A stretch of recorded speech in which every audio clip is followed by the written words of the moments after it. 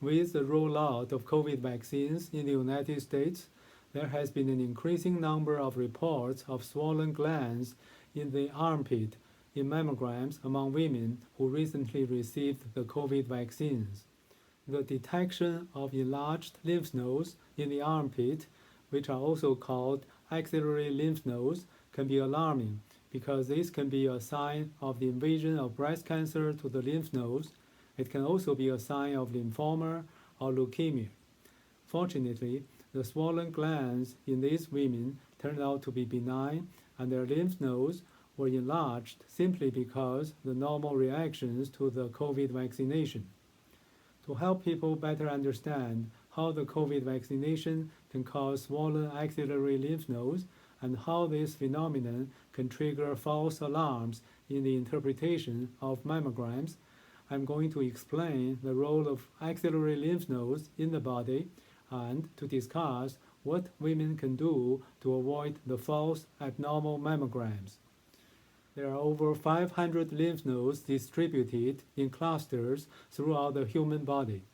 Lymph nodes are bean-shaped and range in size from 0.1 to 2.5 centimeter long. One of the major sites of the lymph node clusters is the axillary area or the armpit. This is a schematic diagram of axillary lymph nodes, together with the lymph nodes under the collarbone and along the breastbone. As you can see here, the lymph nodes at the armpit drain the lymphatic vessels from both the arm and the breast. Lymph nodes play an important role in immune responses to infections, cancers, and vaccinations. Each lymph node contains numerous immune cells such as T cells, B cells, and dendritic cells. The unique structure of the lymph node facilitates the close interactions among these immune cells. After COVID vaccination in the upper arm, the coronavirus spike proteins are produced, and the proteins are carried by dendritic cells to the axillary lymph nodes. Inside the lymph node, the dendritic cells prime the T cells using the spike protein fragments. The stimulated T cells multiply into a large number of descendant T cells. These T cells then promote B cell proliferation and maturation, so that the B cells can produce antibodies specific for the spike proteins to fight against the COVID infection. The multiplication of the T cells and B cells contribute to the axillary lymph node enlargement. The swelling of axillary lymph nodes typically occur 2 to 4 days after the vaccination and can last several weeks. In the Moderna vaccine trial, 11.6% of vaccine recipients experienced swollen lymph nodes after the first dose. The percentage increased to 16% after the second shot.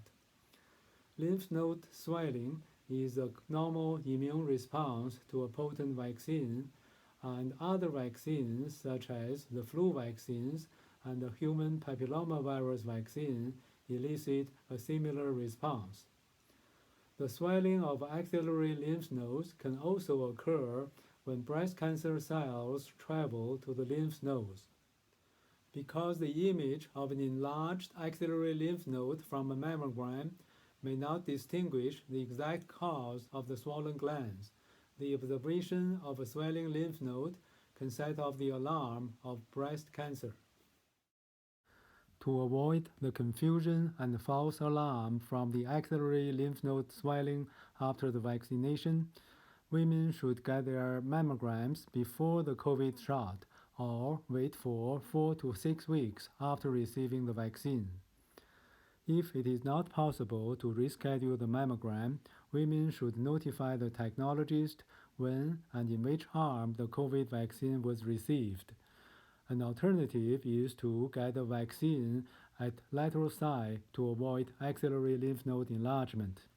In addition, women with a history of one-sided breast cancer should consider getting the COVID vaccine in the opposite arm, because if the COVID vaccine is given in the arm on the same side of the breast cancer, The swollen axillary lymph nodes may create an unnecessary concern that the breast cancer has relapsed. Since many women have missed or postponed their mammograms during the pandemic, I would like to summarize and emphasize the current recommendations for breast cancer screening from the American Cancer Society. These guidelines are for average-risk women who do not have a personal or a strong family history of breast cancer or a genetic mutation such as a BRCA1 or BRCA2, etc. Women between the age of 40 and 44 may consider to start a yearly mammogram screening. Women aged 45 to 54 should get mammograms every year. Women 55 and older can switch to a mammogram every 1 to 2 years. Mammogram screening should be continued as long as the woman is in good health and has a life expectancy of at least 10 years.